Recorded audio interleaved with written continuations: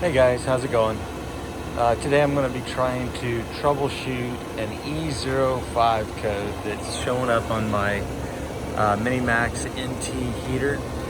It's a little hard to read. I got one segment that's out on the center there, but it's basically E05. And you can see that the service light's on. Basically, I've been sitting here for about 5-10 minutes and letting this thing go through 3 or 4 cycles until it finally aired out. I could smell gas while I was trying to start the heater, and then after those temps, it basically went into this E05 code. So what I'm going to do is I'm going to start trying to troubleshoot. One of the items I found online was to look at the igniter first. So what I'm going to do is basically get into this. Start opening it up, and we're going to start with the igniter, take a look at it, and then do some cleaning or do whatever we find when we find it, and then we'll go to the next step if that doesn't work. So to check the igniter on this, first I went ahead and shut off the unit. I don't have the power off yet at the power panel, but you should always turn off the power. I'm going to go ahead and shut off the power right here on the unit. There is a switch inside. You'll see down here it says power switch. And if you look way underneath there, there's a little switch that you can turn off, and then that'll turn off all the power to the panel itself. So that's what I'm doing in this particular case. So in order to get to the igniter, basically I have to take off this panel. So, and behind here, this corner up here, it's hard to see. There's a little spring-loaded pin that you pull down, and I'll show you that in a second here. And the panel just comes off, but you can see there's the spring-loaded pin. And so what we're going to try to look at is this igniter. And you see this is the whole burner assembly for this thing that, you got the gas coming into the unit, and that's this gray line here, and then it comes in. This is a gas pressure switch valve, and then this is actually the gas valve that uses that opens up when all the conditions are correct, and then puts all the gas into this burner assembly here. And one of the things that you can also look at, and I'm going to be probably cleaning out today, is all these burner tubes, because if the bugs like spiders get into these tubes, they'll lay eggs or webs or whatever, and that'll interfere with the ignition process too. So it's always good to clean these things out, and you can tell I'm a little shy on doing that. But what I'm going to do right now is I'm going to pull this unit out here. This is the igniter, and so we'll check this out real quick, see if this is actually where one of our problems is. It looks like it's going to be a 7/16.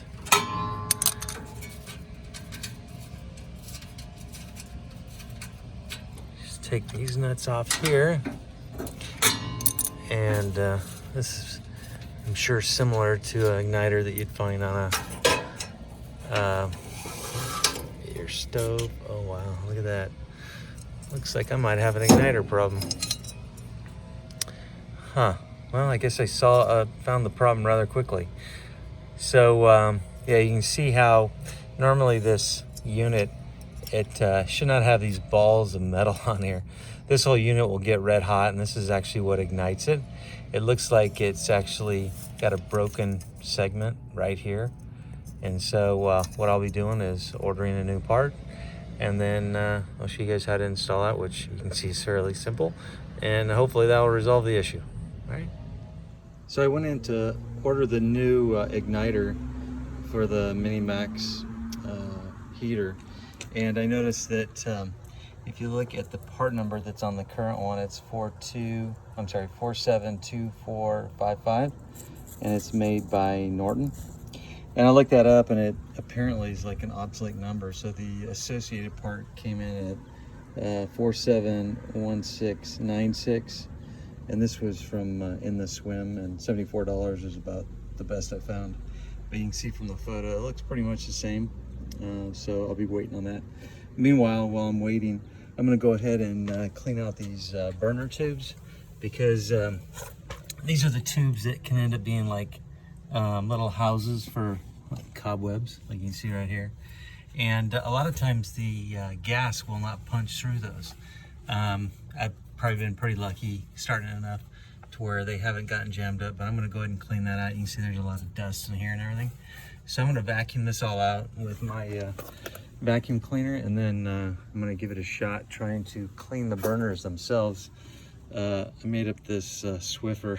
I took a hanger and bent it back on itself, and then basically ran it up and back through the top here. And then I'm gonna run this in and out just to clean those out while I've got everything torn apart. So hang on. Okay, so I took my handy dandy vacuum here and basically vacuumed out everything to get all the dirt out.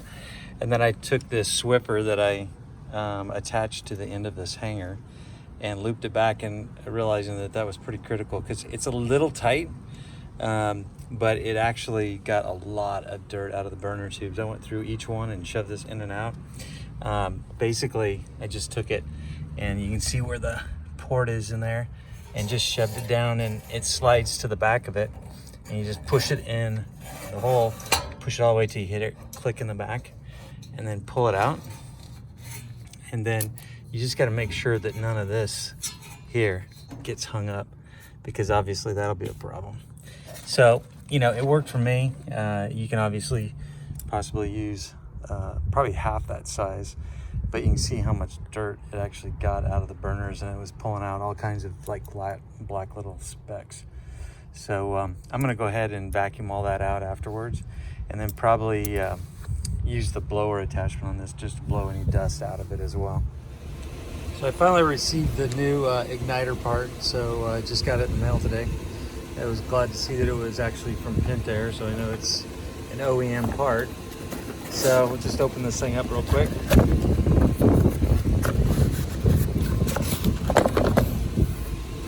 Get some instructions in there that we'll sure follow to the T. Looks like it comes with its new holder, so that's nice they included that. And then there's the new igniter. So just need to be careful pulling this thing out. Just kind of do a comparison here real quick to make sure everything looks the same. A little difficult doing this one-handed. So this is the new one, and that's the old one. So you can see they're almost identical. Looks like the new one's slightly longer, but you can see the difference now with this damaged area versus the new one. And like I mentioned before, the number is different. Oh wow, actually it's weird, the part number I ordered was this 471696, and the one that was on the old one was 472455, but it looks like they carried that same exact part number over to the new one as well, which is good. Looks like it's by Coors Tech. Sounds like a drink company. And the other one was by Norton, but it looks like it's the same size, so hopefully everything will work out fine.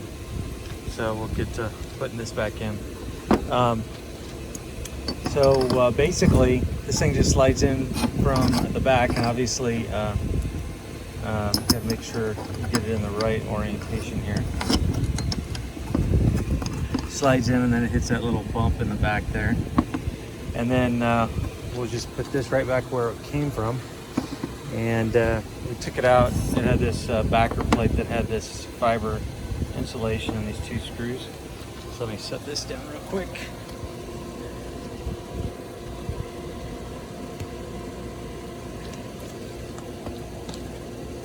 So basically, all we do is put it right back where we found it. So we're gonna go right back in, and so we need to feed the wires back through the hole in this plate.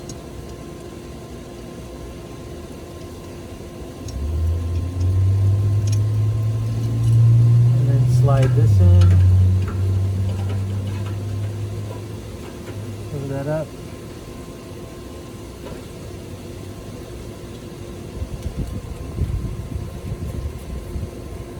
And these nuts were actually 7/16. Got a wrench, but since it's not like it's a leak or something that can actually leak, this is just something we just hand tighten. Not put a lot of torque on it. It's not going anywhere. and then just go ahead and connect the wires. And there's really no worry about which orientation, since it's a resistive element.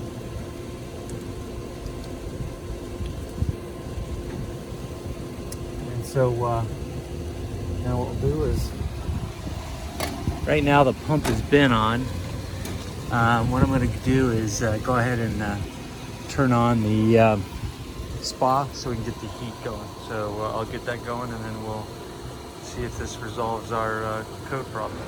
Okay, so I got the system turned back on. I had to turn that switch back on underneath here, that power switch. And then now the system's in the heat mode. Trying to shade it here. Right now it's showing 64. It sounds like it's trying to start. And there it went. It was not doing that before, so it's heating. It's hard to see here, but basically we have power, pressure switch is green, thermostat's green and heating. And based on the heat coming out, it solved the problem. So hopefully if you have the same issue with yours, this will solve your problem. Hope you guys have a good day. Take care.